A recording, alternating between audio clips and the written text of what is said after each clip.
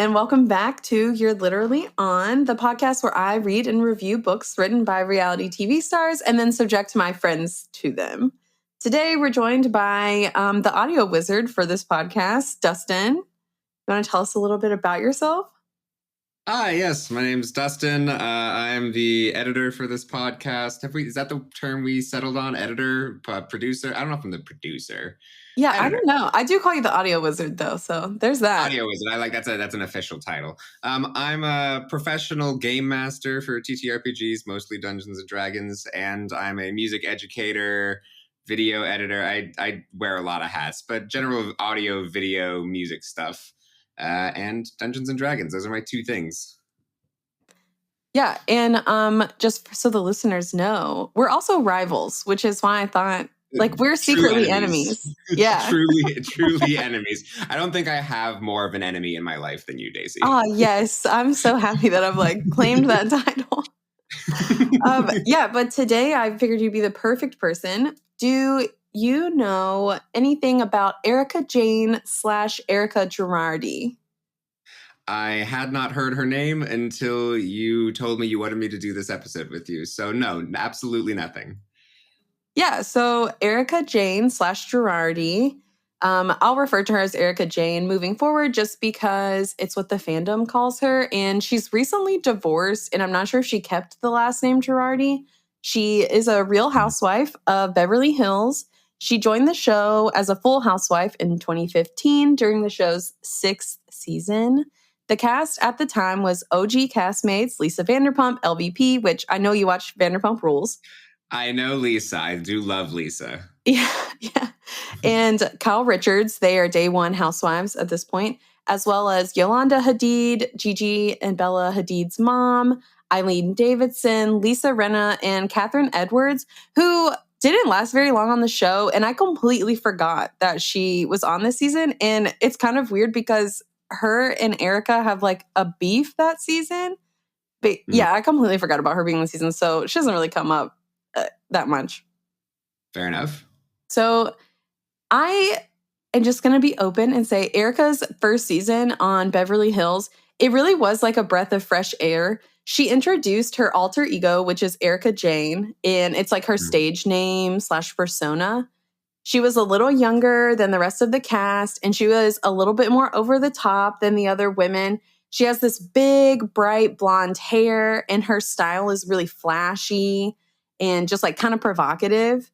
She brought this energy that was really missing from Beverly Hills, honestly. I personally liked her in her first few seasons. She was a little bit more raw. I don't know if blunt is the right word, but she never backed down from an argument, and she wasn't afraid to state her opinions on things.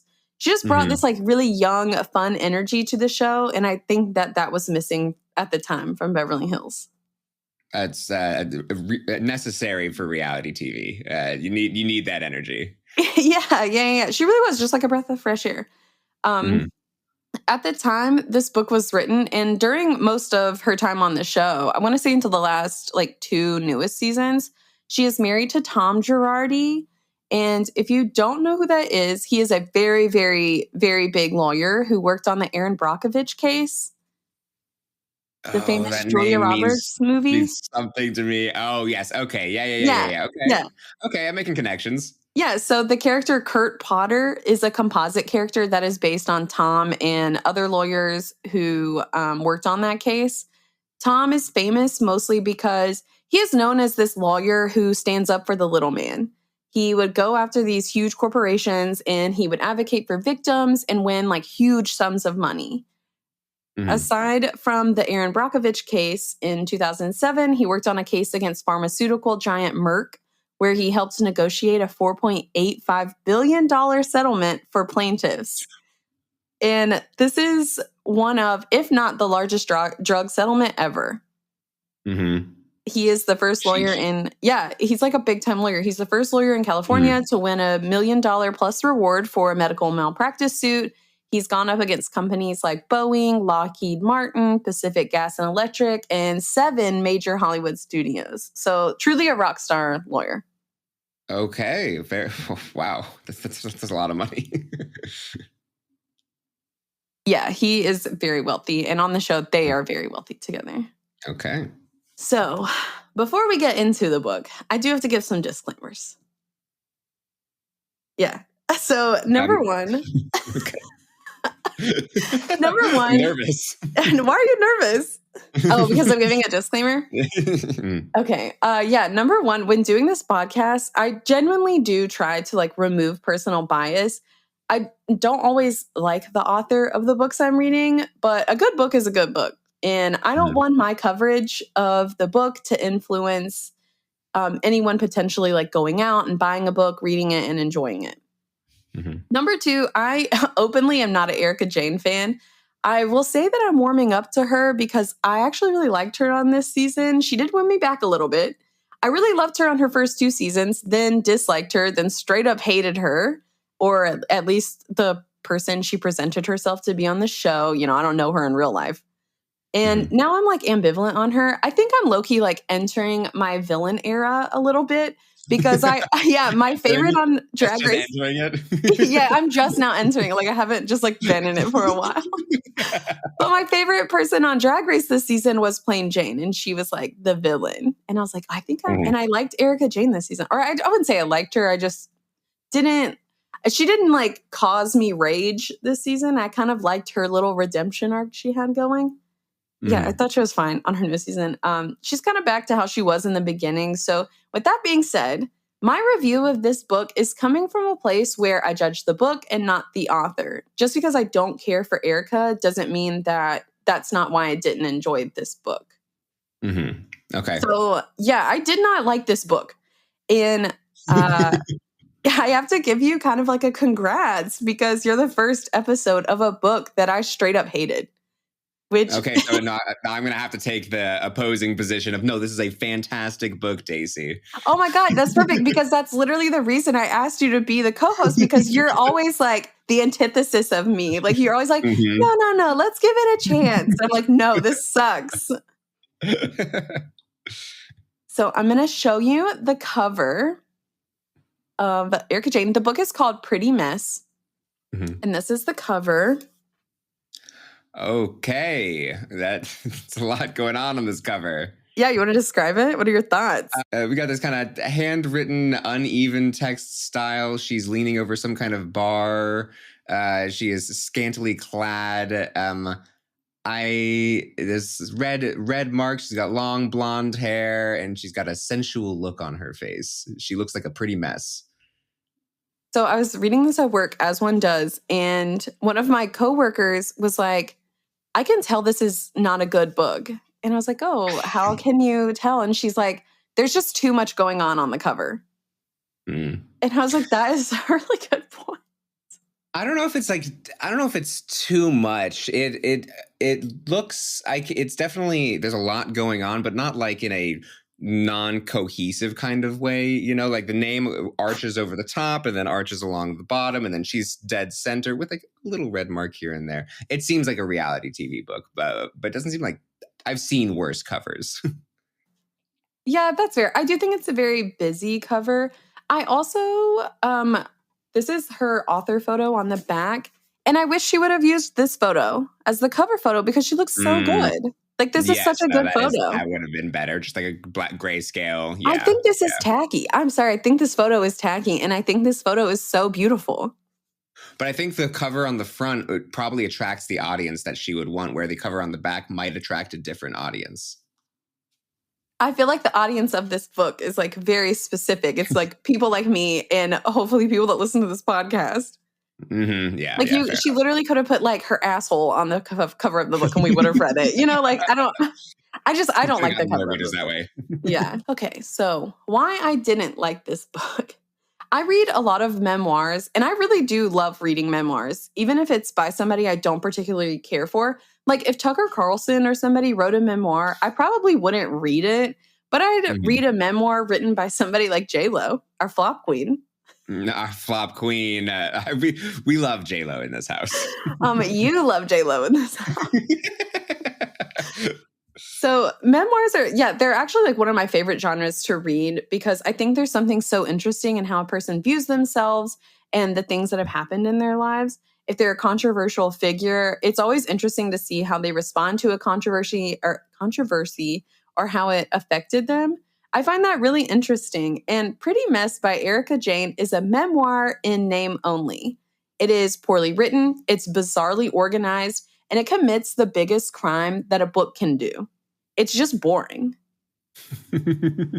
Fair enough. That's rule number one. Have something interesting to say. Yeah, and it just doesn't. And we covered JWoww's dating book episode 1, and I wouldn't say that is a good book, but it is entertaining. I didn't feel like my eyes were going to bleed while reading it.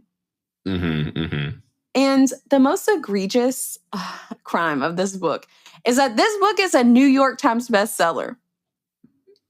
That the Academy, like it's that doesn't reflect how good or bad the book is. Yeah, it's like because you know how like Ann Coulter's written a million books at this point and they're like always on the New York. Yeah, it's because Fox News keeps buying enough books to just make them New York Times bestseller, and that's how you know that a New York Times bestseller is a meaningless title. It truly means nothing. It truly means nothing. Yeah, because the basic sentence structure in this book is literally like, I shit you not, middle school grade level writing skills. And I know a lot of times celebrities will have ghostwriters for their memoirs where they'll dictate the story that they want to tell, and then the ghostwriter writes it in a way that is entertaining and professional and makes sense while keeping it in the author's voice. And I'm perfectly fine with that. Like there's the rumor where like Britney Spears' memoir has a ghostwriter, but it's very much still written in her voice. And I'm pretty sure Erika did not do that. Like, this book is so bad. I know she wrote this. And I want to say writing a book is hard. So credit where credit is due. But yeah, I'm a hater for this book. I hate this book so much. She did write a book that sold enough copies to be a New York Times bestseller. So credit where credit is due. But my correct opinions on this book can't take that away. She has that, whatever.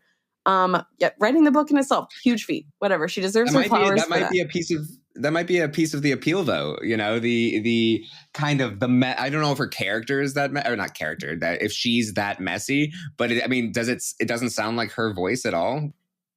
No, I think it does sound like her voice, and I think that's part of the problem. Because it's just, I just feel like I know that there are editors for books like these, but like, dear God, who edited this book? And did no one read it and give her feedback? It's really egregious. It is bad. I will say I do not recommend this book. I tend to not say I tend to not say on the podcast that, I read the books so you don't have to, because sometimes I want people to read them. But like this one, no, God, please do not read this book. It's not good. So things I did like, it was short. I wouldn't say it was easy to get through because it's such a fucking slog. It took me 2 months to read, and that is insane for me because I usually read pretty quickly. I really think pages? It is, let's see, not including the acknowledgments, it's 286. Including the acknowledgments, 289. So not super long. Okay, yeah. Yeah, I did like that it was short. But yeah, this book gave me like some form of PTSD. I feel like I haven't been able, I've been like scared to touch another book. So yeah. Writing the script for this episode was like actually really hard because one, I wasn't sure how to organize it in a way that makes sense because the book isn't organized in a way that makes sense.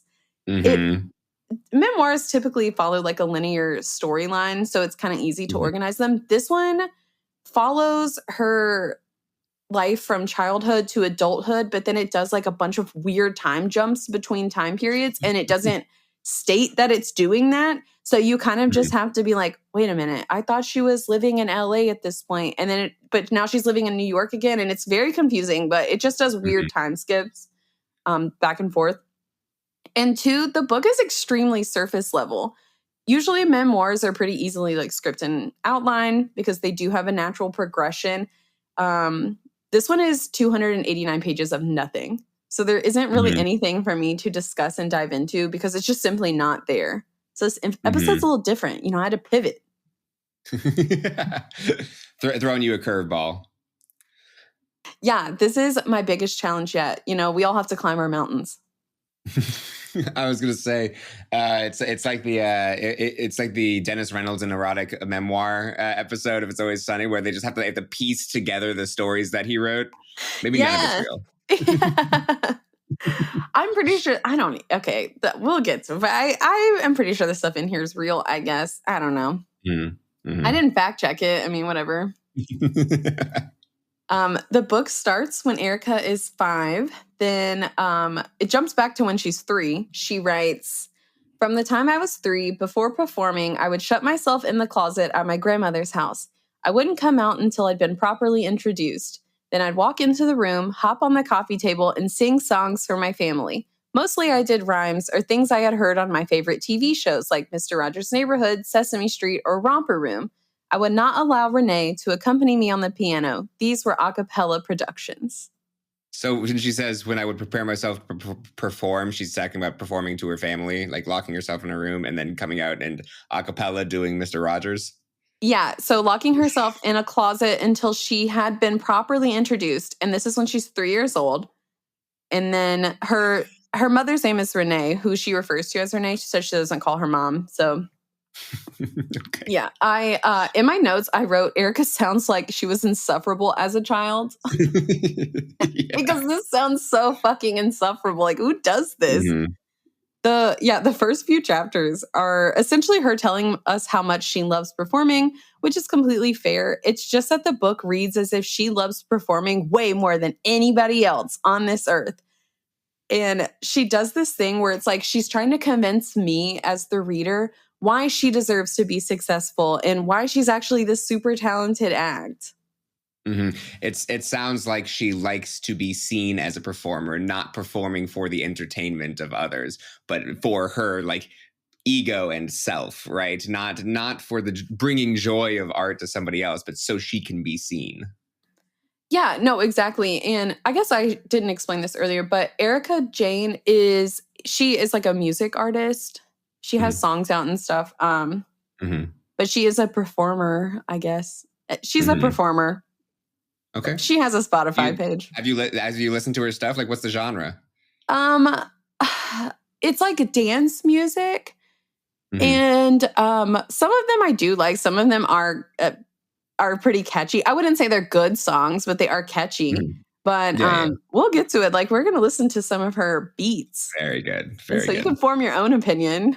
The first few chapters are about her relationship with her mother, Renee, who she says she calls Renee because she always viewed her as a peer and not like a mother. And her grandmother is, yeah.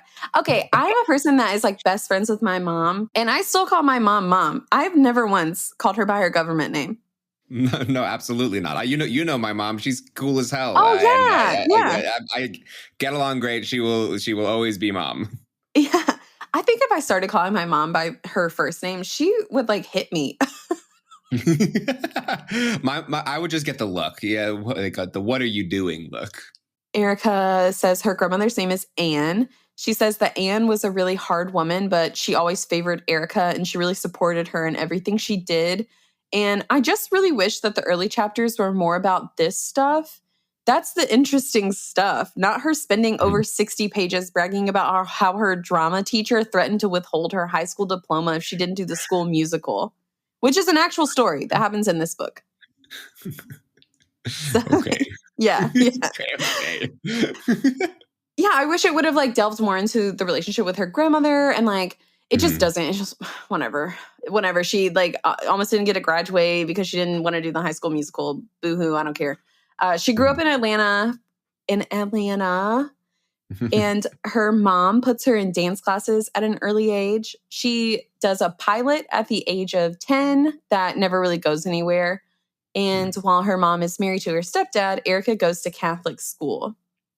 When her stepdad leaves their family, she attends high school at Northside High School in Atlanta, which has a magnet program for performing arts. And Erika really loves this because she loves performing and she's got big dreams, baby. Baby. She says that through performing, she was exposed to the LGBTQ community. And one thing about Erika Jayne is the gays love her. Like, I mean, it makes sense. Like, she just, yeah. The gays do love her. That makes sense. The big hair. Yeah. Yeah, the big hair, the like ostentatious personality. And once you get into your music, it'll all come together. Okay.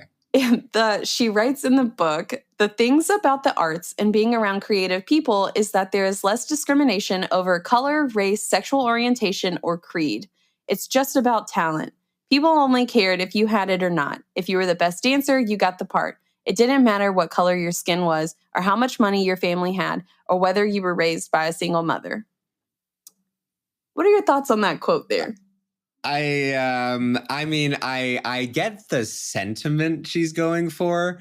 I super disagree with it's all about talent a bit, because there's a lot of less than talented people who still make good art. I don't know. I have different views on this, but I don't think you need to be talented to make good art that people will enjoy. We look at, you look at things like Bob Dylan was not a good singer. He was a talented poet for sure, but he was not a good singer. But he made music that people really wanted to listen to, right? So I get the idea that she's going for, like, it's not about skin color or sexual orientation or anything like that. That's a noble thought. But it's the whole bit. It's just about how good you are, as this very kind of like elitist, like in the idea that it seems like she thinks she's the best or close to it, right? Oh, yeah, she definitely does think that. Yeah, I care, as I'm a music educator, so for a piece for me is like, it's not about being the best. No one's there are very few people who are going to be the best around, and you don't need to be to make music that people are going to like, or to make films that people are going to like, or anything really. It's just about what kind of binds to a person's heart, right? Yeah. Okay. I have so many issues with this quote because number one, okay, Erika, this is literally not true. Like, your skin color, your sexual orientation, these things do matter.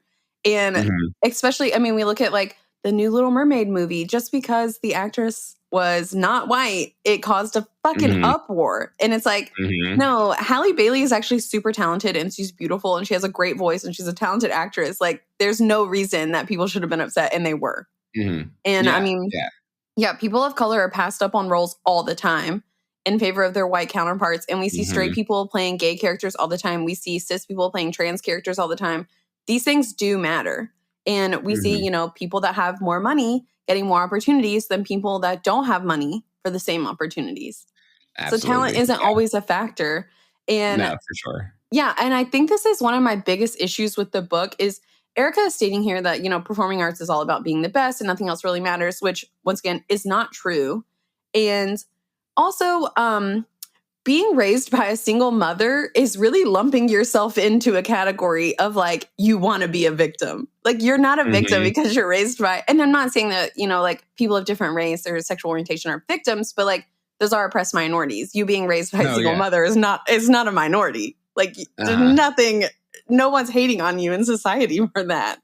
And so, it just seems so like, I don't even know if it's purposely obtuse, but it does seem very obtuse, especially when your fans are largely gay people, like they are.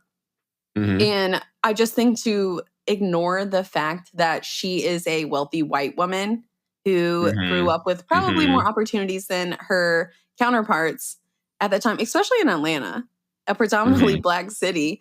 And I just didn't like that. Like, I to kind of try and see where she's coming from. Again, I'm not saying this is necessarily true, but to try and kind of see where she's coming from, she might be coming from a more like theatrical background. Like, was she primarily an actress, or was she primarily like a musical theater person, or? She was like in drama club. She was in the performing arts magnet program. Like. Yeah. So I do, just to try and see it from her perspective, I do see where she's coming from when it comes to specifically stage acting, right? And my mother was an actress on Broadway for some time, and there is definitely a vibe of like it really does just come down to the talent, or you're fit for the role a lot of the time for theatrical acting. in the sense that I don't know if she got chosen over anybody else because she was wealthy in that context, right? There are very, very, very poor actors and actresses in that sense. So I do see where she's coming from there. But at the same time, it is obtuse. Yeah, I will say growing up, she wasn't wealthy at this point in time, you know. Okay. I will say that. Yeah. So, but I just feel like being raised by a single mother is that's apples and oranges, babes. Like, yeah. And the entire book is just really centered around how she's so talented and hardworking and that she's so successful in her career, while also ignoring the fact that she's a white woman who married a very wealthy man who had the money to pay for things like studio time, a choreographer, a wardrobe designer, and who had contacts in the industry. Yeah. Yep. Yeah. So I think that was like, that's one of the many issues I had with this book. She talks about how her mother and her have this complicated relationship. She says that she knew her mom loved her, but she would say things to her like, I wish I never had you, which Erika says stung because she knew it was true. And once again, I just wish the book had dove into that more. Erika just like constantly does this throughout the book, especially during the early chapters during her childhood, where she'll talk about her relationship with, you know, her family and stuff. And then she never really goes deeper than, oh, this happened to me. Like, okay, but the purpose is just sympathy. Yeah, it's like, okay, but how did that affect you? How did you deal with it? How did it affect you as a mother? Yeah, exactly. Yeah, she writes this, and I found it funny, so I wanted to put it in here. I definitely picked up Renee's talent for saying hateful things, and I would use it against her. That's why I'm always so afraid to lose my temper on the Real Housewives of Beverly Hills. If I ever did, I'm afraid I would really eviscerate someone. Which, as someone that doesn't watch the show, Erika is known for doing exactly this. She just says like the most hateful, nasty shit.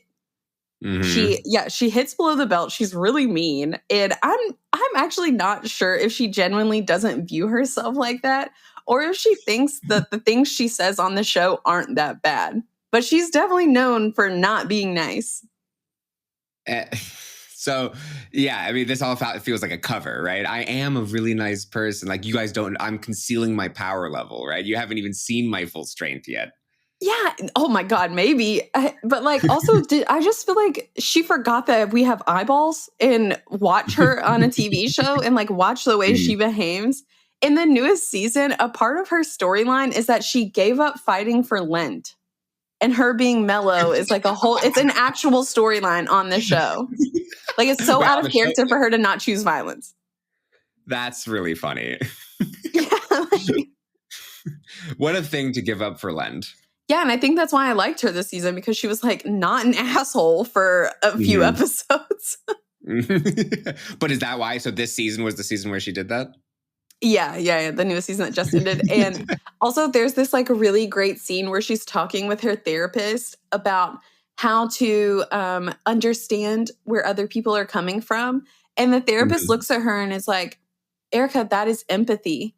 And literally it's like, it's literally her eye, like Erika's eyes just go blank and like have this like far away 1,000-yard stare. And she's just whispering to herself, empathy.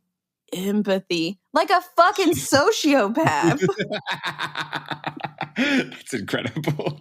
Yeah, so I was just like, you don't have empathy? Like, you've never heard this word before? This concept is that foreign for you? And you're like a 45-year-old woman. What is happening? That's goofy. Yeah, so for her to put that in the book, I was like, okay, girly, what are we doing here? You're just straight up lying at this point. A little bit. Yeah. After high school, Erika and her mother moved to New York City. There, Erika starts auditioning for anything and everything. And when she turns 18, her mom tells her that she needs to pay rent or move out. At the time, Erika has a friend named Justine, who she knew from high school and also moved to New York. And Justine tells her that she has a dancing job for them. They become go-go dancers in some of the clubs in New Jersey. So I guess they would like ride the train into Jersey. And during this period in her life, she meets her first husband, who is also named Tom, really has a type. She refers to him as Tommy to like not cause confusion in the book. And Tommy is a DJ at the China Club in New York. And 6 months into dating, Erika moves in with him and she becomes pregnant. Tommy and her decide to get married and they try to be a family. When her son is 18 months old, her and Tommy get a divorce. She moves back in with Renee. And at this point in time, Erika is 20 years old. She says she's pretty sure she had postpartum depression. She's going to auditions. She's not getting any roles. And now she's also a full-time mom. She makes the decision to leave her son with Tommy so that she can move to LA and quote unquote establish herself. Is it postpartum depression when it's 18 months late? I thought postpartum was like immediately after giving birth. No, so postpartum depression can last for like years, actually. Oh, okay. Yeah. Okay, fair. I do want to like put a pin in this, in the son relationship, Erika's son. Because Erika does keep her son very private. She doesn't mention his name on the show or in this book. And that is obviously a part of her life that she is protective of, and she's extremely private about it. However, a lot of the fandom accuses her of abandoning her son so she can try and go be famous in LA. And after this chapter, the book does switch gears and her son doesn't really come up again, except for like some minor detail stuff. Like when she marries Tom, they give him a room at Tom's house. And there's a point where Erika asks her son to move to LA, but he's lived in NYC his whole life. So he kind of wants to just like stay in school on the East Coast. And I'm not saying she abandoned her son. I don't know. She didn't raise me, so I wasn't there. I'm saying that this book is so surface level and doesn't ever explore anything that it certainly comes off that way. Well, and if it's so surface level, it makes you think, like, what is she actually not willing to talk about, right? Like that would be a reason to not dive deep into some of these topics, is because maybe there's some dark stuff she doesn't want the public to know, right? Maybe she doesn't talk about her son because there's a bad relationship there. Maybe she doesn't talk too deeply about or enough about her relationship with Renee because it's kind of casts her in a shitty light, right? Is my thoughts, at least so far. I understand that, but that's the point of a memoir. No, for sure. Like I'm saying, stuff. Yeah, that's what I'm saying. Like she should be talking about that stuff, but maybe it wouldn't look so good on her. It'd be like a PR nightmare if she actually did. Which is saying something, because I feel like Erika Jayne is already a PR nightmare, especially recently. Yeah, I do wish she would have. That's what we're allowed to see. Yeah, that's very true. That is very true. I just wish that once again it would have like gone more into detail about this like relationship, or kind of related back to how the things her mother said to her, like played into her postpartum depression. If it did at all, I don't know. I wish she would have talked about how hard of a decision it was to leave her son literally across the country. Or, was it a no-brainer? Was she like, no, I have to do this. I'm going to have to put motherhood on the back burner so I can pursue my own dreams, which perfectly fine. If the child has another parent that's like caring for them, I feel like that's fine. But like, I wish she would have like talked more about stuff like that. What would she have done had LA not worked out? How did being across the country from her kid affect her choices in LA? And we just get none of that.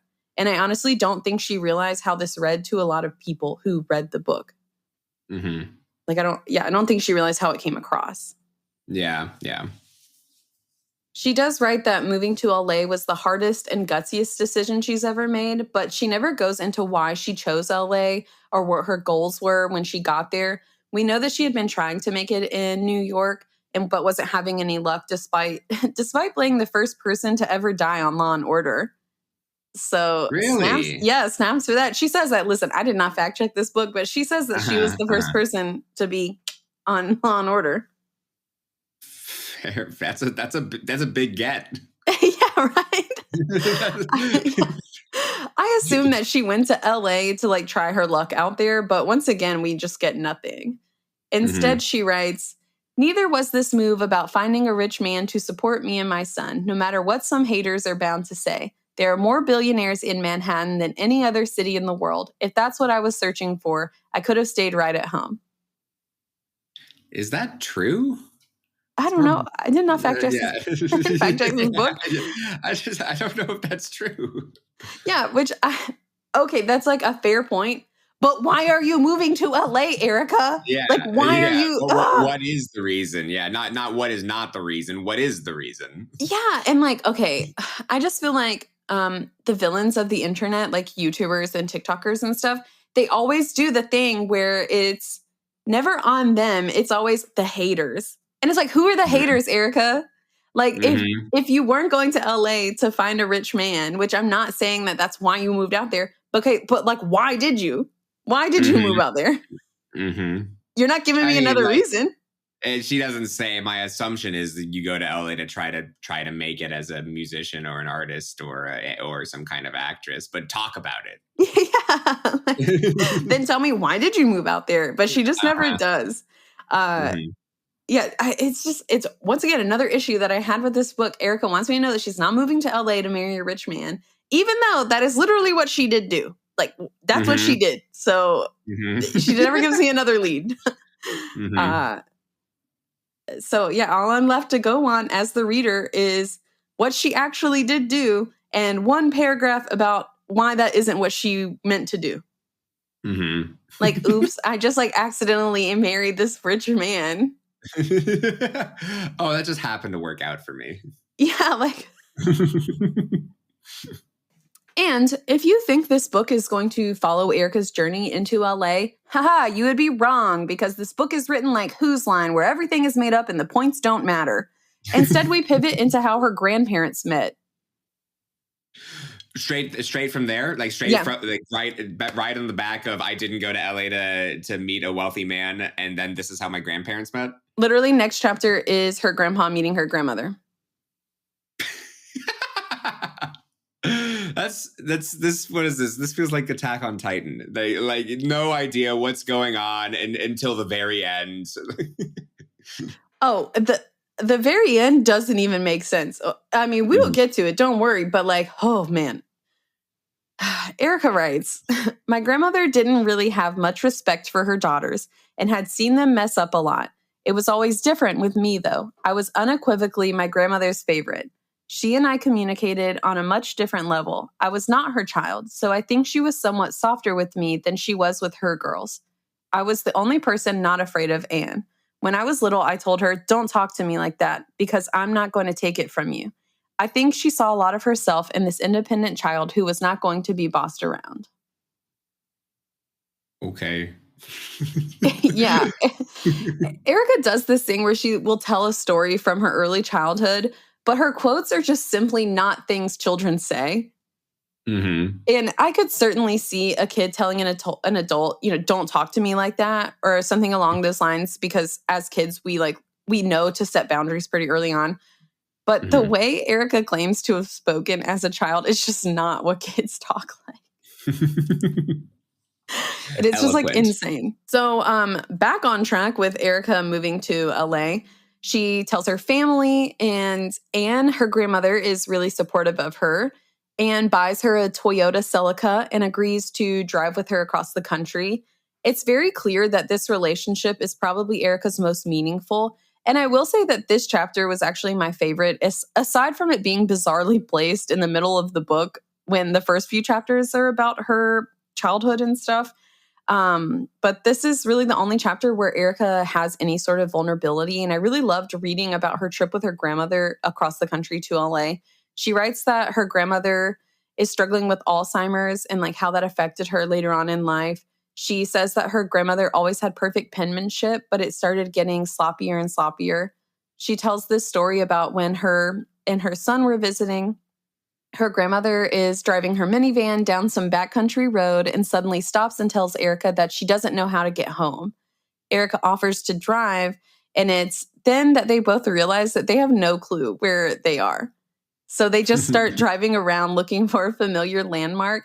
And this chapter is genuinely beautiful, and it's also really frustrating because the book could have just been this. It could have just been this. Like, this chapter was so good. Erika says that once she got to LA, oh yeah, because the next chapter is back on track with the linear progression. She feels as if this is the first time she fit in somewhere. She books a few small parts. She works in retail and she really hates it. Her friend is working at a place called Chasen's, and Erika gets an interview. She gets the job. And Chasen's is the place where she meets her future husband, Tom Girardi. She says that everyone at Chasen's loved Tom, and she thought he was attractive because he was smart, kind, and generous. They eventually go on a date, and she says that they were pretty much inseparable from that point. She writes, "There was no getting to know you period. I had already met all of his children, even though it was in my capacity as a cocktail waitress. Everything just kind of fell into place, and we gelled immediately." Okay. I don't understand. Wait, what was the piece about the children? Yeah, so Tom is, I think he's like 20 years older than her. It may be older than that. But so he already has adult children at this point in time. And she's saying that because he had come into Chasen's all the time where she worked, that when they started dating, there was no getting to know you period. So she had already met all his children in her capacity as a cocktail waitress. I see. Okay, that makes sense. And okay, as somebody who has worked in the restaurant industry since I was 18, this is just not how that works. Like, I have regulars that bring their children to my job, but I don't know them. No, I know their names and stuff. And also you mask too, right? When you're in your service position, you're not being yourself. Yeah, I'm in customer service mode. Like, what? And especially, like, I'm not getting to know somebody in the capacity that you do when you're dating somebody. Yeah, no, absolutely. Yeah, like, it's a very different relationship. Yeah, very much. Yeah, so I was like, what does she mean? There's no getting to know you period. That's like, you don't know this man. You don't know his children from just working as a waitress. Yeah, no, that we had plenty of regulars at the old dine-in AMC that I never got to know. You know, like I saw their faces, knew their names, knew nothing about them, and they knew nothing about me. Whole families. Exactly. That's just like, that's what I'm saying. I feel like she is trying, like, the way she writes this book, she is trying to present her life as one way. And then it's like, okay, but a human being is reading this with like their own experiences. And they're just like, they're not matching up. Yeah. She goes on to say, throughout our entire relationship, Tom inspired me to strive for something and to be ambitious. He taught me that life is good and I can achieve anything. That's not a philosophy I'd ever experienced before. She kind of sounds like an alien. She doesn't sound like she's from here. Yeah, in my notes, I wrote, Erika, what the fuck are you talking about? Because at this point in the book, we're 148 pages in, and she has spent almost every single one of them telling me, as the reader, how she's so ambitious and how she knew she was so talented enough to make it in a notoriously difficult industry. And in the chapter about her grandmother, she talks about how Anne always believed in her and supported her and wanted her to be successful. And now she's telling me she's never had a philosophy like to be ambitious. Bitch, did you forget I read 148 pages of your nonsense before this? Yeah. Oh my God. So she's learning now to be ambitious after moving to New York and to LA to pursue one of the most ambitious careers there are. Yeah. Goofy. Yeah. Goofy. And after spending so many fucking chapters, Dustin, of telling me how fucking talented she is and how she's so much better than everybody. She's an alien. She's an alien. She has to be. Oh my God. That is literally like the only thing that makes sense. Early on in her and Tom's relationship, Erika goes to Tiffany's and buys herself a small necklace. And Tom sees this and he gets kind of mad because buying jewelry is like his love language. It's just something he likes to do. She writes, he bought me a ton of beautiful stuff, which I really love. Now I wear as much as I can on The Real Housewives and in cast photos. I try to sneak in everything as a reminder of our time together. And I'm just going to ask you to put a pin in that quote. We are just going to hang on to that one in the back of our minds. Okay. It's pinned. Yeah, that she loves all the jewelry that Tom has bought for her. Erika then goes on to give us some relationship advice. And I would say you and I are in pretty healthy relationships. Not together, but, you know. Yeah. Effective relationships. No, absolutely. She writes, I feel like women have these unrealistic expectations of marriage. As if somehow or another, Prince Charming is going to ride up on a white horse, pay all her bills, listen to all her business, and want to hang out with her and her friends. I've got news for you, honey. They don't want that. They want your support just as much as you want theirs. Do you have thoughts on that? Because I have a few. I mean, it feels very surface level to say that that's what women want. I think the first part, right? Like the fact that they want a Prince Charming to come up and pay their bills. Like I want a Prince Charming to come up and pay my bills, right? Like Yeah, to that level. I would love that, but no, that feels very, I don't know, kind of in the year 2023. When was this book written? This book was written in 2018, or it was published in 2018. So yeah, in the year 2018, that feels kind of old-fashioned, right? Yeah, we want someone to we want our partners to work with us to support each other, right? Yeah. In my notes, I wrote, number 1, marry somebody who likes you, because if they like you, they will want to do all those things with you. Like, marry somebody that does want to hang out with you and your friends and listen to your business. Like, why the fuck would you not marry somebody like that? And number 2, Erika, I want to ask, who the fuck is paying your bills? Because I'm pretty sure it's your rich ass husband and not your measly little Chasen's wage where you're going to Tiffany's. I'm pretty sure it's on his Amex, not yours. Yeah. Wait, so when she bought herself that jewelry, was it you think it was with his card? Oh, absolutely. Or absolutely. Yeah. Yeah. She doesn't tell me otherwise, because why would she? So is that why he was mad? Is, I think, the question? No, he was mad because he likes to buy jewelry for his partner. So he said that it was just like something that he does. He doesn't want women, his woman, to buy jewelry for herself because he wants to do it for her, which is kind of a nice sentiment. I mean, I think that's sweet. If that's what you want to do, that's what you want to do. For sure. Yeah, but like, why would you? And also, why would I not want to like support somebody who supports me? Every partner wants support. And the things Erika listed are types of support. Yeah, it's not the 1950s anymore. Yeah, I was just like, I've got news for you, honey. Men do want that. Like, men do want to hear about your day and hang out with your friends and be nice to you. Some of them, you know? Some men. Yeah. God, I'm not trying to be like a meninist over here. Erika's making me defend men, and that is another like issue I have in this fucking book. How dare her? Erika says one of the best things Tom ever did for her was keep her from fighting dirty. She says that during an argument they were having, she made a remark to him that hit below the belt, and he tells her, "You don't talk like that." She says that he didn't say, "You don't talk to me like that," because he wanted to convey that she shouldn't talk to anyone that way.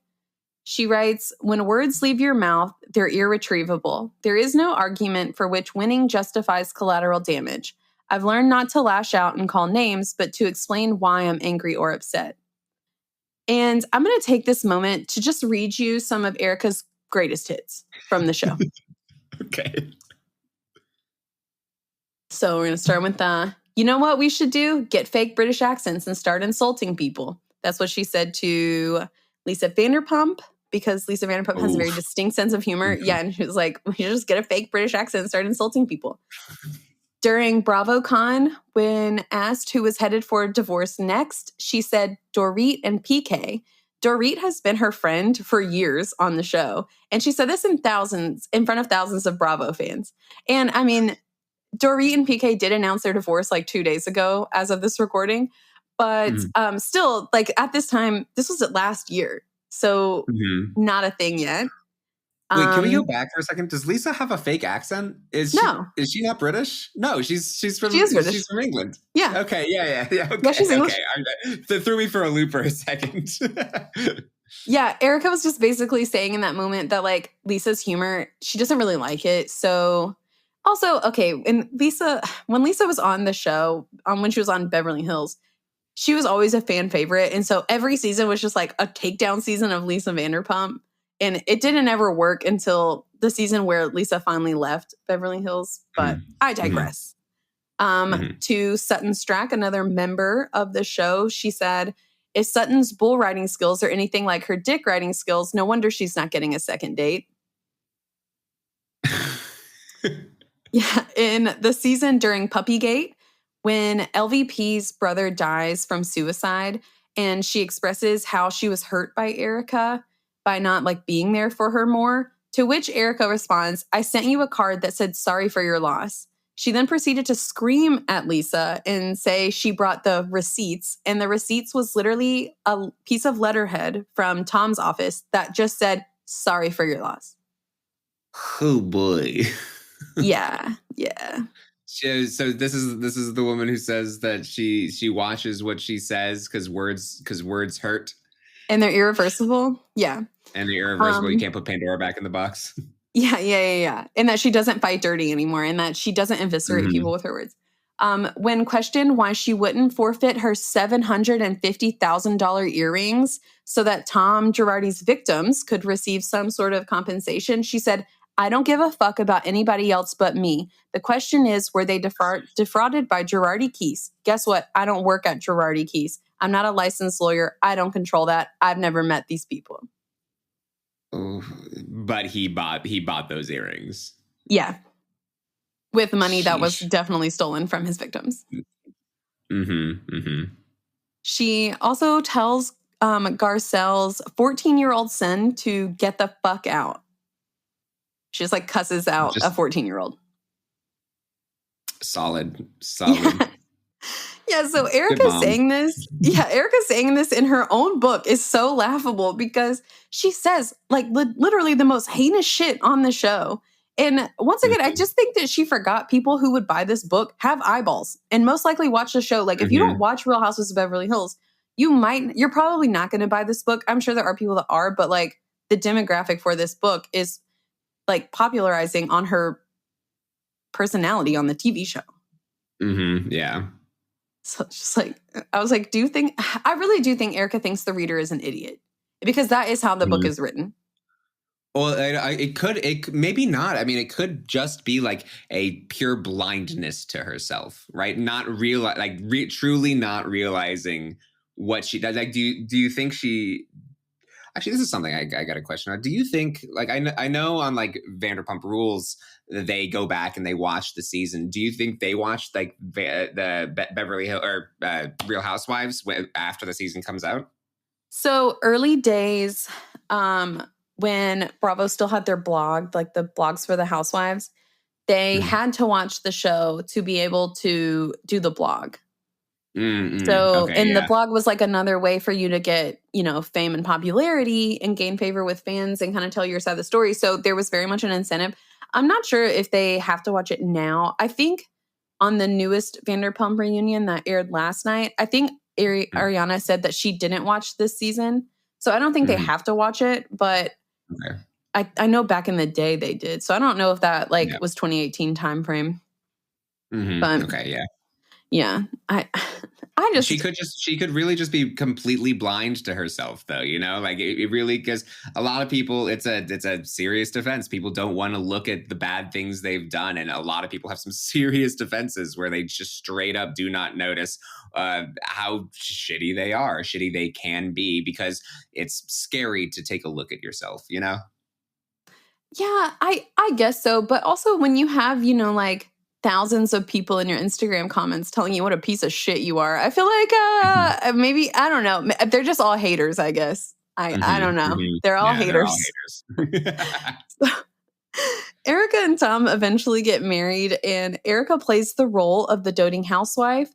She goes to all of Tom's lawyer events and pretty much puts her dreams of being a big star on hold for 7 or 8 years. Around 2007, 2008 timeframe, she receives an invite in the mail to a performance for one of the wives of Tom's colleagues. She notices a familiar name on the card where it says directed by Travis Payne. Travis is somebody Erika went to high school with. She says they were both in the performing arts program and that they were really, really close during this time. I will say that when she talks about her life in high school, she doesn't mention Travis. So this seems like just another curveball that she's given us there. Travis, after high school, goes on to have this amazing choreographing career. And he has MTV Music Awards for Best Choreo. He's worked with Michael Jackson and Madonna and Lady Gaga.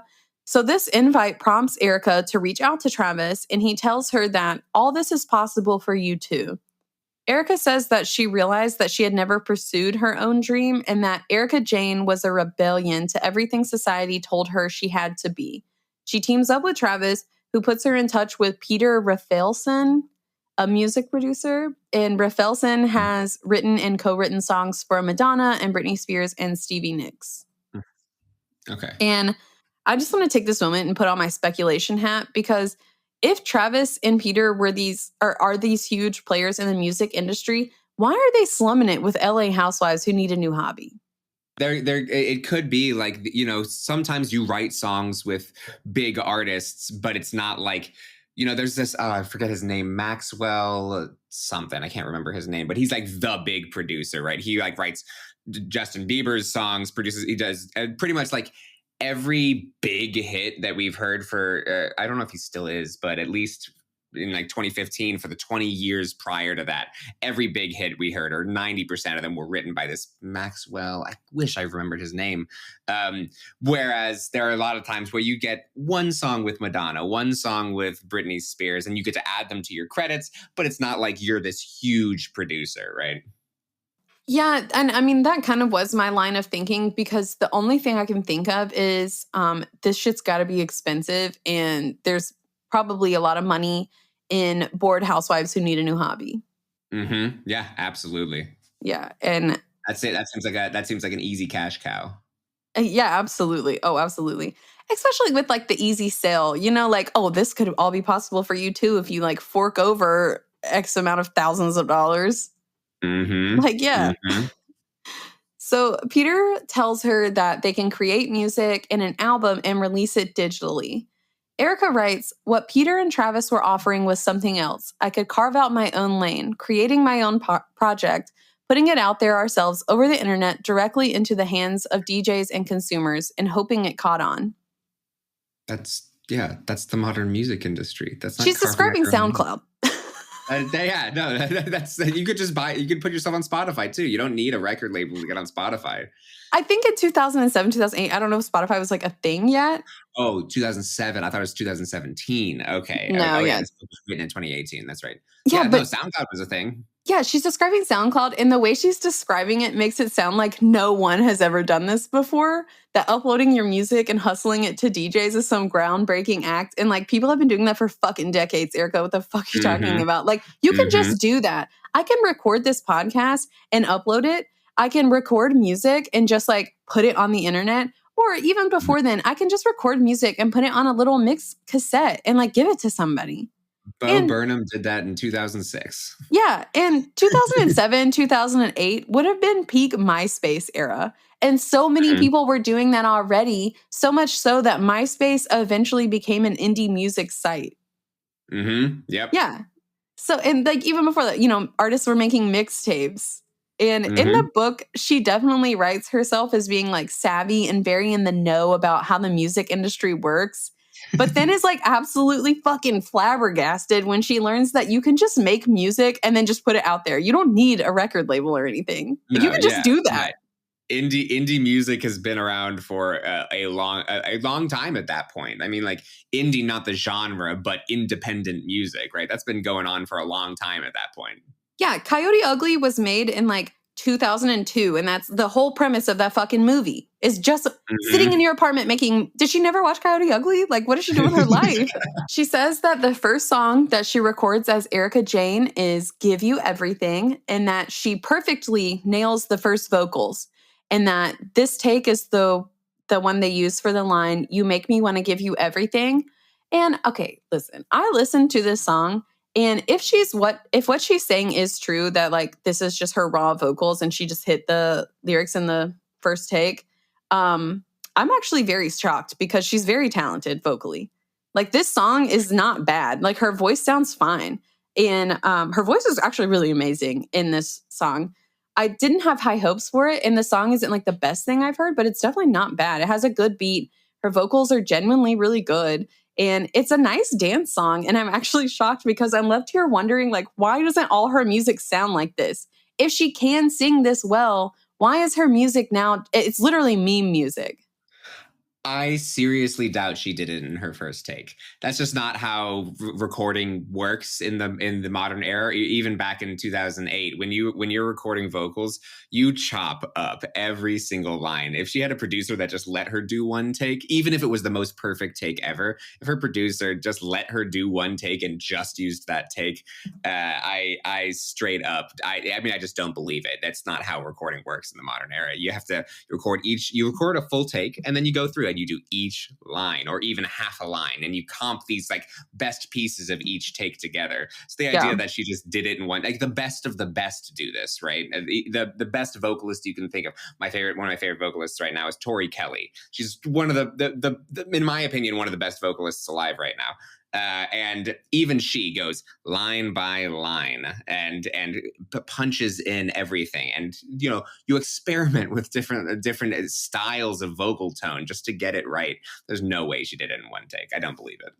Yeah, I mean, to be fair, she's saying that she only did one line in one take, but still, I'm like, okay. But I'm gonna play. I'm gonna play one line in one take. Okay, yeah. Yeah, I am gonna play the "Give You Everything" just so you can hear it.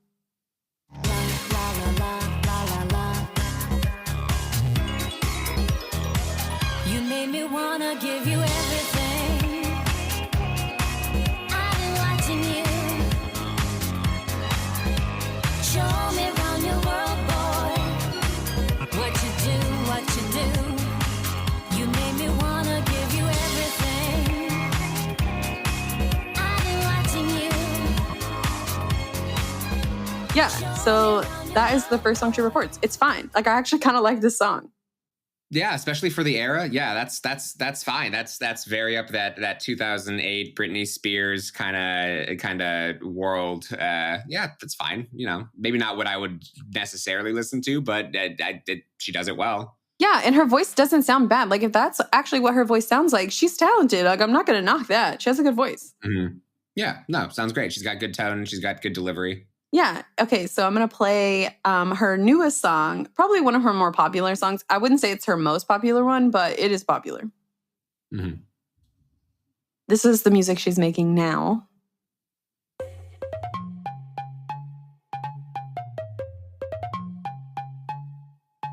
My kitty's like a python, ticking like a time bomb. Limited edition, gotta buy it with no try on. I purchase like a lion, knock 'em out like Tyson. Everybody knows that I'm $1 million diamond. I'm reckless, offensive, I destroy your defenses. My guest list is priceless, and yes, I run a tight ship. Bentleys and Benzes through cash colored lenses, then dollars and senses. Cha-ching, it's expensive to be made.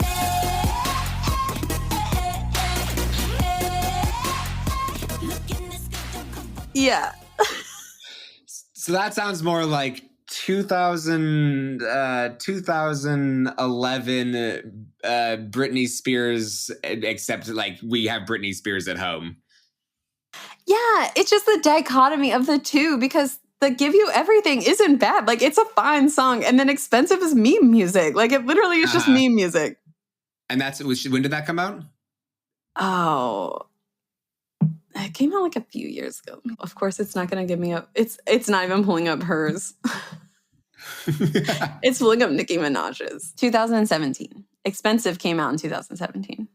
Do that. So I mean, it sounds like she was late to the party. It sounds like she's doing what Kesha and Britney Spears were doing in 2011, and not as well. Sounds kind of TikTok-y, right? Yeah, you know, I was just thinking that when I was calling it meme music, I was like, she sounds like she's trying to make the little sound bites for TikTok so she can become a TikTok sound. But TikTok definitely wasn't out when she released "Expensive." No, yeah, for sure. Yeah, no. Yeah, it's just that there's that era. I just remember thinking like again, I keep coming back to 2011. That sounds very 2011 to me. And that was like a great era for pop. I really loved pop in like 2010, 2012. For what it was just like a new sound at that time. Yeah, but who doesn't love that era? But it only really existed in that era, right? If you making music, that genre of music in the modern era, I mean, we've so left that sound behind that no one wants to listen to that anymore. It was novel for the time. It's like dubstep, right? In 2011, 2012, dubstep was a new, quote unquote, new thing that everyone was amazed by. But listening back to that stuff, it's not incredible, right? It was new and we weren't used to it. But this feels like the Erika of dubstep. Yeah. I don't know. I was just like, okay, well, she actually has a good voice if that is what her voice sounds like. But then you hear shit like Expensive and you're like, this bitch cannot sing. Mm-hmm. Like, what are we doing? So she has her first live performance at a gay club that was hosting a sex party called the Nymphomaniacs Ball. And she writes this insane thing. It had been billed as a sex party, but it really wasn't a scandalous orgy or anything. It was mostly couples and mostly Asians. Ooh. Yeah. Oof. Oh, God. In my notes, I wrote, was this necessary? And I just need to know why the crowd being mostly Asian is important, or like why she felt the need to tell us. And actually, she does make it like a point throughout the book to just bring up Asians. And I'm not saying she has a thing against Asians, but I do think it's fucking weird that she like calls specifically out the Asians. That is strange. Also, the married couple thing, I feel like that would be more comfortable, it being a bunch of married couples as opposed to a bunch of single people coming to a sex party because they can't get laid anywhere else. Yeah. I don't know. If I were going to a sex party, I'd be like, married couples, they're more trustworthy. Yeah, and it's probably like swingers or something, you know? Yeah, exactly. So Erika puts out her first album, Pretty Miss. And she films a music video for the single Roller Coaster, which ends up trending #1 on the dance club chart and would eventually be the number 13 song on the Billboard's year-end dance club chart for 2007. Wow, never heard it. Yeah, she then tells this insane, like absolutely insane, but weirdly wholesome story about her cousin who died in a fire. And when her and her mother go to his house to like help the family clean, they find Erika's Pretty Mess album on the lawn near the front door with other things that her cousin had thrown out the window to try and save. And like what is this story? A man's house is on fire and he tries to save her fucking album. I don't believe it. It sounds straight up like a lie. No, that's what I said. Like you could just get another copy. That's what I said. I literally, in my notes, I said an album that his cousin made. He could have just got a new one. Yeah, you don't. Maybe it was signed. Maybe it was sentimental. I don't know. You can sign her. She's your cousin. You can get her to sign another one. Yeah, exactly. That's why I'm like, you're telling me this man died for your fucking shitty album, yeah, Erika? Why did you put this in the book? And that calls into doubt everything else she said in the book. This is a book full of lies. I told you. This book is insane. It's the Dennis Reynolds erotic memoir. It really is. Oh my God, it truly is. It truly is. Yeah, surprisingly, Sinbad and Rob Thomas don't make an appearance, which honestly wouldn't have even shocked me if they came up. I'd have been like, oh, okay, she's just like name dropping random ass people now. Does she wake up in rehab with holes through her hands? No. So, yeah, and if you think that she goes on to talk about how this affected her emotionally or mentally, you know, this person fucking dying for her shitty music, you would be wrong. The way she recounts this story is like it's the sweetest thing anyone has ever done. She writes a full 3 sentences about this experience. It's nice to have that memory with Jeremy, the cousin, in the driveway. It was a special moment. It means a lot that he enjoyed my music and was proud of me. Oh my God. She's an alien. She's an alien telling lies to pass herself off as a human. That's not a real story. Oh my God, she's literally the all girls eat hot chip and lie. Yes. Yeah. Absurd. Her next paragraph is her saying how hard it was to overcome obstacles and to get back to the things that she loves the most. And it's like, a man is dead, Erika, possibly because he believed your album was more valuable than God only knows what. And you had it so hard. He fucking died, Erika. Yeah. Yeah. No, I mean, no, I can't take anything else seriously. It's just not true. It's just, there's no possible way that's true. Or if he did throw it out, it got caught with something else he was trying to save. It was just like in a box that he was trying to throw out the window. If it's true, that's the only way I can see that being true. I just think it is so fucking insane that she's like, this man is dead, but oh, he saved my CD. What a like he could have saved himself, Erika. Yeah. Yeah. Oh God. So in 2009, she meets her future creative director, Mikey Minden. And this is another issue I have with this book, is that it's so awfully tone deaf and unself-aware, which I guess is like, yeah, I don't even know if this is like another issue, if it's just like a constant issue that I'm having with this book, is that it is so awfully tone deaf and unself-aware. Erika constantly talks about how hard she's worked to make her dreams a reality, but then name drops Tom's connections constantly. For example, after meeting Mikey, she writes, I was introduced to Mikey through the late Jerry Heller, the manager who was behind the rap group NWA. Tom had once provided Jerry and NWA rapper Eazy-E with some legal advice. Jerry's nephew was doing some road managing for me and said, you know who you need to meet? This kid, Mikey Minden. He's amazing. Oh, okay. Yeah, no, okay. Okay is my reaction. Like, okay. Yeah. No, so I'm saying she just like name drops constantly. I really wouldn't have been surprised if Sinbad and Rob Thomas came up. I'm actually shocked they didn't. Oh yeah, yeah. No, so she didn't make it on. I mean, so to be fair, you do need to make connections in the industry to make it anywhere. That's the whole name of the game, is who you know. But if you're trying to, be famous for making art, but she didn't make those. It sounds like she didn't make those connections. It sounds like her husband knew them and passed them off to her. She didn't build those connections herself. Yeah. And I'm not saying that she didn't work hard. Performing is work, and you have to show up on time in the studio. It's a lot of hours and retakes. There's dancing to practice, but Erika wasn't fighting tooth and nail to get her music out there. She had money to pay for professional studio time with professional music people. She had money for a custom wardrobe and hair and makeup and marketing. She was going to be successful to some degree, no matter what she did, as long as she showed up on time and made something. Did she ever tour? Yeah. She has a tour. Okay. No, she actually like performing tour, like performing her music. I don't know at this point in time if she toured, or if she did. She doesn't say in the book. She's just doing like small gigs that Tom is getting for her, honestly, and or she's like performing at nightclubs. But after the show, she went on, like when she's on Real Housewives, I know she had a tour, and she just got a Las Vegas residency that the ticket sales were so bad that they were trying to give them away for free. So, but did that come up in the show? No, because Erika is a woman who lies. Yeah, and it's just her inability to see like her own privilege is astounding. She spends pages upon pages justifying why she's successful and why she's so much more deserving than everybody else, when in reality it's like your husband had the financial means to pay for this shit and the connections to make all of this happen for you. It wasn't based 100% on your work ethic or talent, no matter how much you try and tell me it is. She wasn't a starving artist. She was a bored housewife who needed a hobby, and then she got one. Yep. Yeah. And I mean, truly, that's what this is.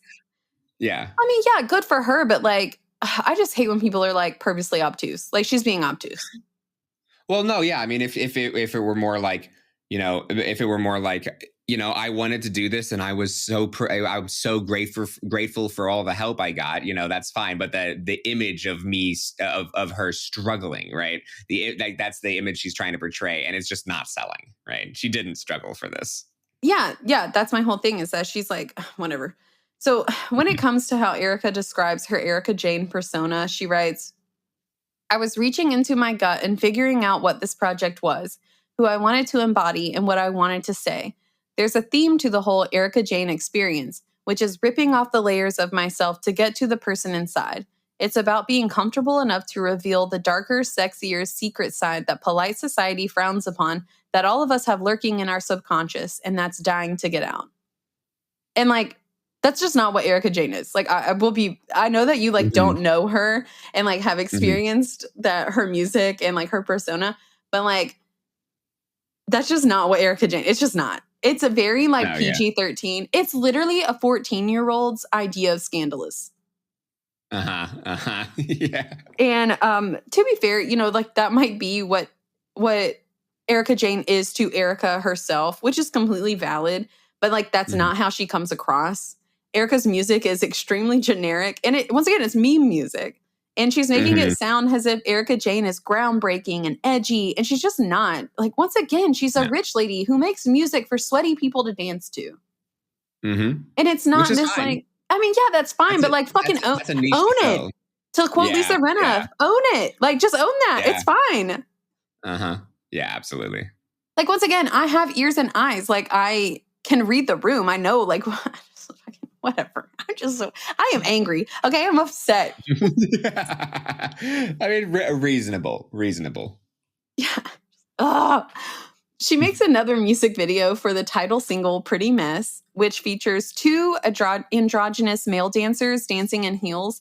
And her quote about this video combines her lack of self-awareness and delusion of groundbreakingness. Like, it truly is just a double whammy on all fronts.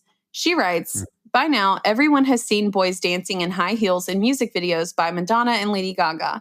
But Mikey likes to claim that we did it first. I'm not entirely sure it's true, but we certainly were among the first. What? No, literally not at all. In 2009. I want to say in 2009. It wasn't like, we had gay marriage in 2008, right? Which means we had the counter. No, it was after I graduated high school when we had gay marriage. Wait, am I wrong? Oh, it's 2012. That's right. It was 2012. That's right. Yeah. That's right. Still, we were on our way to gay marriage being legalized, and there was a long push before that of pushing it into the pop culture. I don't want to say pushing it like it was like planned like that, but like it the gay agenda emerging and we're a gay agenda truther. Gay agenda, yeah, you know, they're coming to get us. But it was present in pop culture for a long time before that. I mean, the 80s. It's been going on since the 80s. Yeah. Yeah. This quote gives me so much fucking rage. Like, it's just, my rage is untethered and it has no bounds for this fucking quote. Among the first, Erika, to have boys in heels dancing in a music video. In 2009, drag has been around for ages, and RuPaul has been making music since 1993. This quote, it's like, it's giving JoJo Siwa saying that she's creating a new genre called gay pop. Like, that's what this is. She invented gay pop. Yeah. Yep. Yeah, I was just like, you're among, like, no, you're not. And also, okay, this is also another point, and I know that Erika just doesn't realize this because she lives in her own land of Delulu, which, like, okay, go off, girl, whatever. But like, for her to say that, like, oh, she's just like so passionate about the LGBTQ community, while also in the same like pen stroke discounting a long history of LGBTQ history, it's just insane. Like, and I know that she does not realize that she's done this. No, yeah. No, there's an image that she has. It's an image she wants to portray that she just doesn't have. Like, it sounds like, again, I'm just, this is just from what you're reading about the book, but it sounds like she has this image of herself as being an icon that she desperately needs to be true, but isn't taking any of the steps to be iconic. Yeah, it's like she just like came out of the womb and was like, I'm an icon. And it's like, and she's following in the footsteps of previous icons, right? But you can't do what previous icons have done and call it iconic. You're following you're following their trail at this point. Oh, that is no, that's so true. That she's just like emulating what she thinks a pop star is instead of just like being a pop star. Yeah. Yeah. Wow. Yeah. That is a very groundbreaking way of looking at it, Dustin. Unlike Erika Jayne, who has done nothing groundbreaking in a second in her life.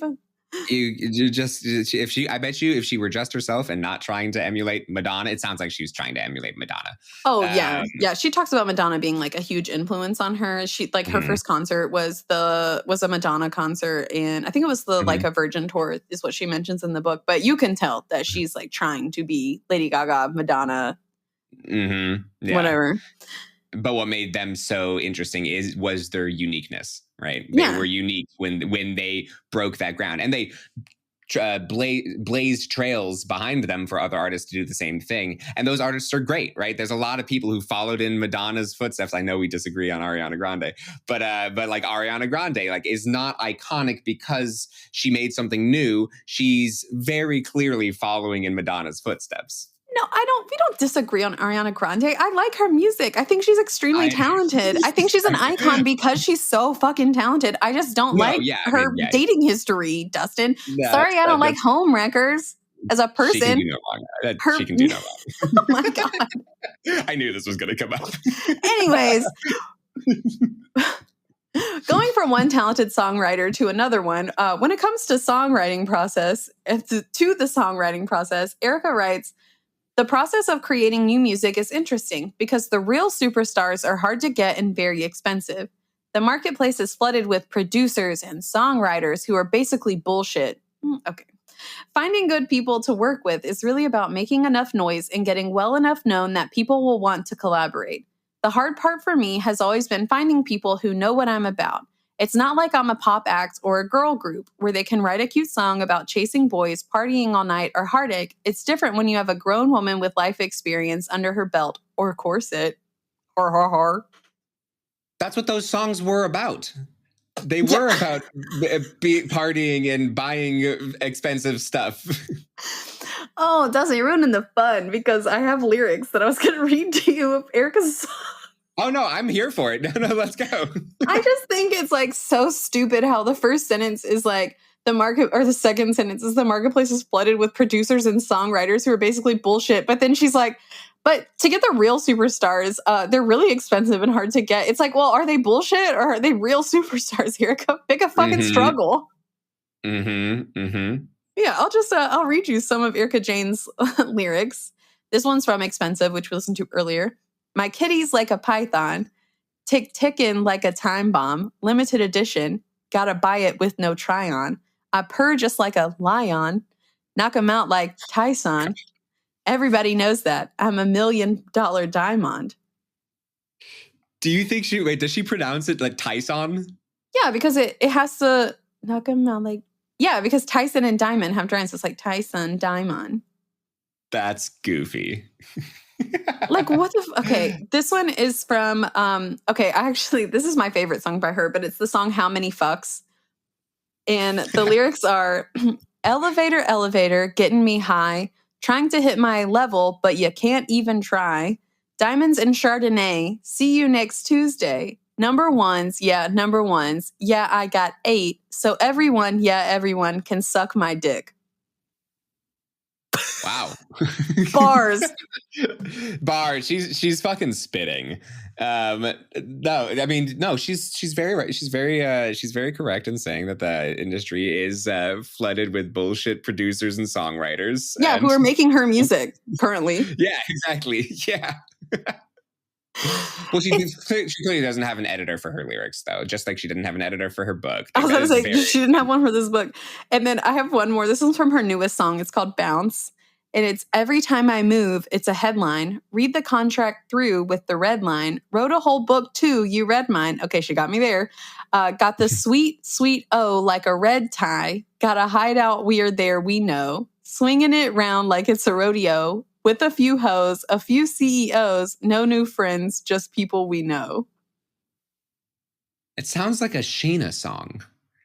It sounds like like Good as Gold, right? It just sounds like a Sheena song. I would say Good as Gold is like a better song than all of Erika Jayne's music library. I would have to really go through and listen, but it really feels like the same thing. Reality stars thinking that they're hot shit pop stars. Yeah, but it's like how sure, her lyrics are not about chasing boys or partying all night, because like the lyrics are fucking nonsense. No, it doesn't mean anything. Yeah. It's goofy. And speaking of expensive and how many fucks and songwriters, The songwriter for those two songs is a man named Justin Tranter, who is the frontman for the band Semi-Precious Weapons. I don't know if you've ever heard of them. No, I don't know. But it's someone who Erika claims is one of the greatest songwriters that she's worked with. And listen, if I were an amazing songwriter, I would literally not want my name associated with these songs. They're just lyrically not Absolutely good. not. They are her most popular not. songs. Yeah, they are her most popular songs. So I'll give her that. Sure. Yeah, but most popular on a not so successful pop star. Yeah, it's popular among like Beverly Hills fans. Like, what the fuck? So Erika says that she always feels like the clock is ticking in the music industry. She writes, Erika Jayne didn't arrive on the scene until many women are leaving the music industry. I'm not only making up for lost time, but I'm doing it on borrowed time. Once again, what the fuck is she talking about? I don't know what women are leaving the music industry, and is she? It sounds like she's implying that women in general, like as a group, are leaving the music industry. She's on borrowed time. Eventually, women are just gone. They're out. There's no more women musicians, just men. Yeah, I was a teen girl in this time frame, and that's when Taylor Swift put out her first album.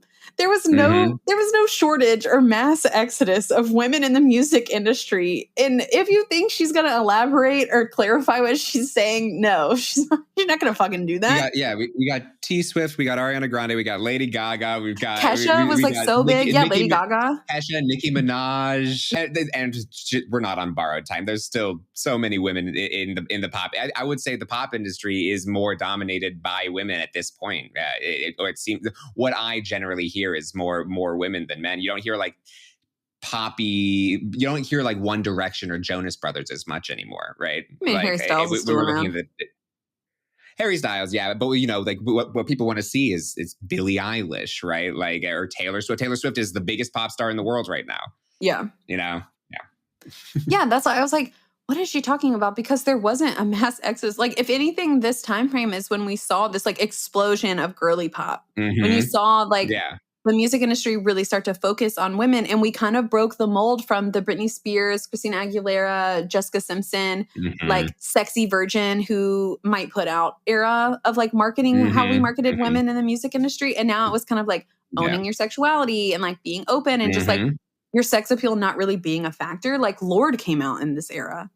Or she came out a few years later, but I mean, it's the same era, right? Yeah. Yeah. But it's just like, I don't know.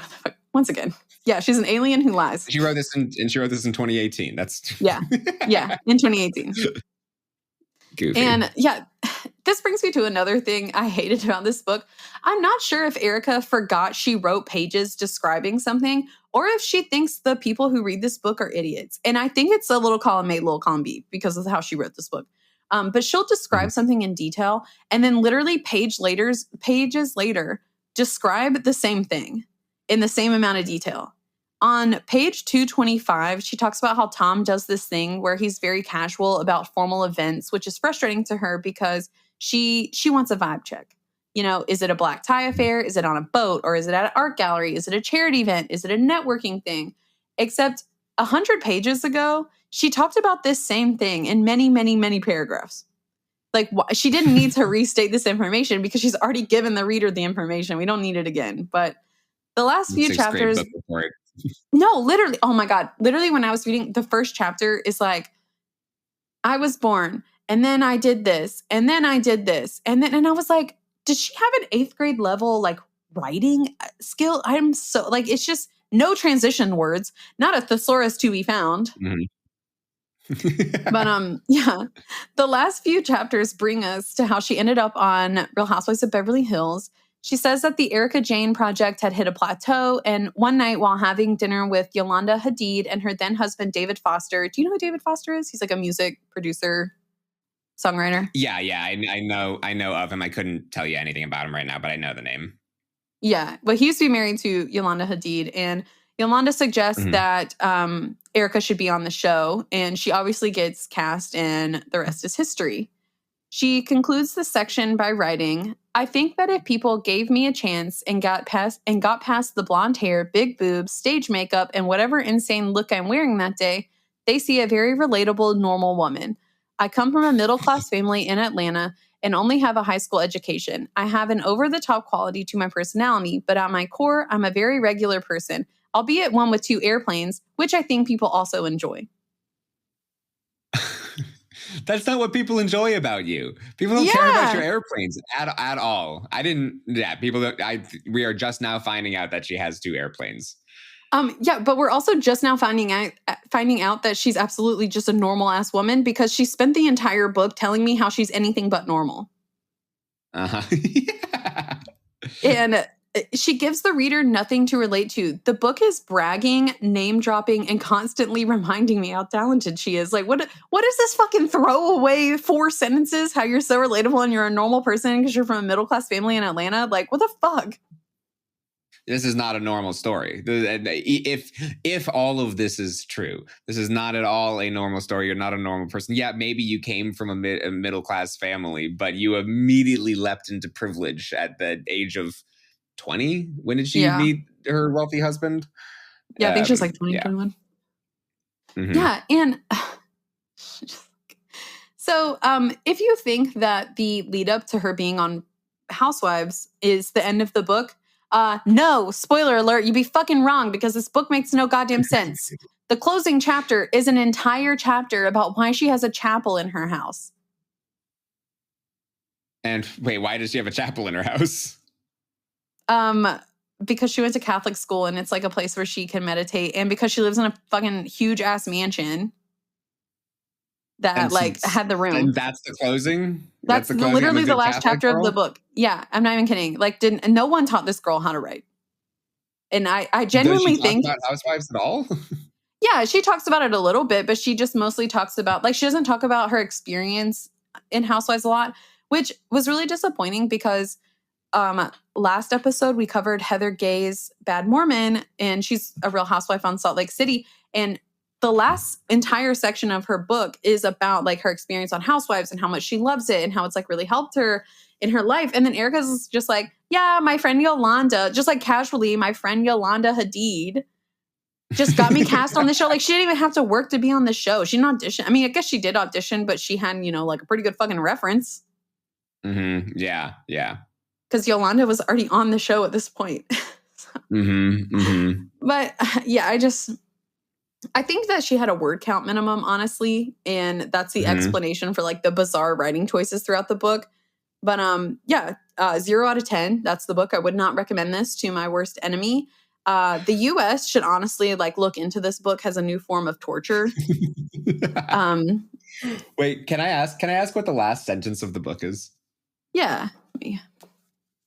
I'm just curious. What's the final punctuation? I would have no idea how to contain it if everything that happened until now hadn't prepared me perfectly. That's it. That's the end. Yeah. Do you want the last paragraph? Yeah, sure. Okay. As I sit in my chapel with my eyes closed, I wish for the future and dream of it. A million pictures flash through my mind in fleeting moments that may or may not actually occur. I'm open to all of the possibilities, good and bad. I let the beauty of the uncertainty wash over me like starlight. It's so wonderful and intense. I would have no idea how to contain it if everything that happened until now hadn't prepared me perfectly. Oh. Okay. Yeah, no, okay. That is how I felt. Sum anything up.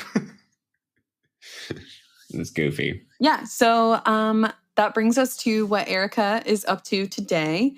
It turns out all those victims of Tom Girardi, the people that he helped like sue major corporations, yeah, he was fucking stealing their money and funding their lifestyle with it. And they had to watch their settlement money fund the Erika Jayne project while she's saying it's expensive to be me.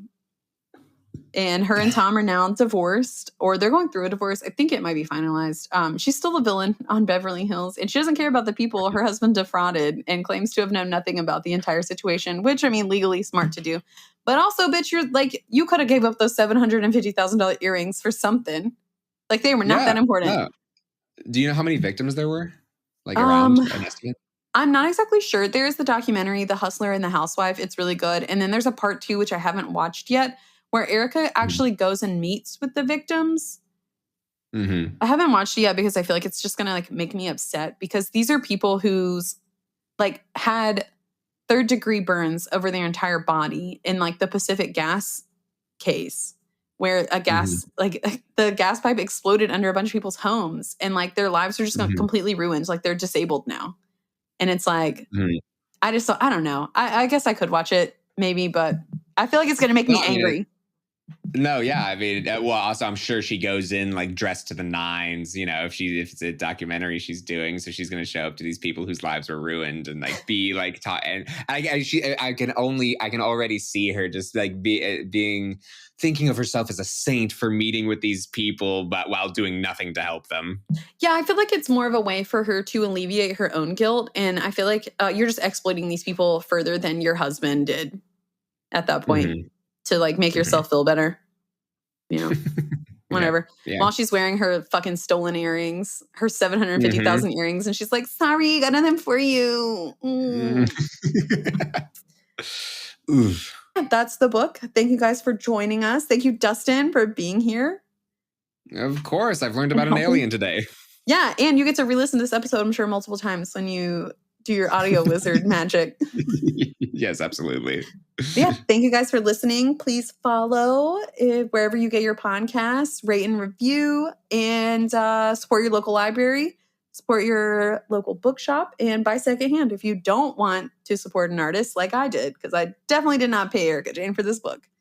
And that's all I got for you. Bye. Bye. You're Literally On is hosted and produced by yours truly, Dacey O'Kelly. Our editor and resident audio wizard is Dustin Goddard. Thank you so much for your support. Please follow the pod wherever you get your podcast and feel free to rate and review. As always, support your local bookstore and remember to always be kind. Bye.